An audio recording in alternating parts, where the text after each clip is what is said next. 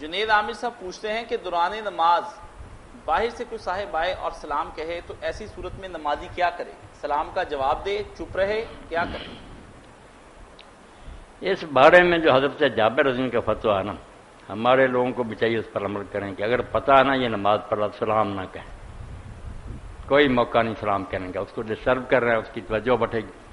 مگر اگر کہہ دیا نا تو پھر جیسے رسول اللہ ہاتھ کے اشارے سے یا انگلی سے نا کہہ دیتے تھے، زبان نہیں ہلاتے تھے، انگلی کھڑی ہاتھ کہ پتہ چل جائے کہ سلام مان لیا، پھر یہ کر دے۔ یہ ان کا فتویٰ بہت اچھا کہ نمازی کو سلام نہ کہے، مگر اگر اس نے کہہ دیا وہ نہیں سمجھتا تھا کہ یہ نماز میں، تو پھر کچھ نہ کچھ اشارہ ہاتھ اٹھا کر کر۔ مولانا آج کل تو اکثر نمازی مسجد میں آتے ہیں، بڑی بلند آواز سے سلام کہتے ہیں، بس نماز یہی پڑھنے والے لوگ جو ہیں وہ ڈسٹرب سمجھ کی کمی، کوئی فائدہ نہیں۔ یعنی نمازی جس حالت میں ہوتا اپنے اللہ سے باتیں کر رہا ہے، کیوں اس کو پریشان؟ یہ آگے سے گزرنے کو جو بیٹا منع کیا کہ 40 سال کھڑا رہنا منظور کرو، یہی ہے، ورنہ وہ اس کو ہلاتا جلاتا نہیں، آگے سے گزرا، دھیان بٹ گیا، اس کی طرف دھیان چلا گیا کہ یہ کون گیا آگے۔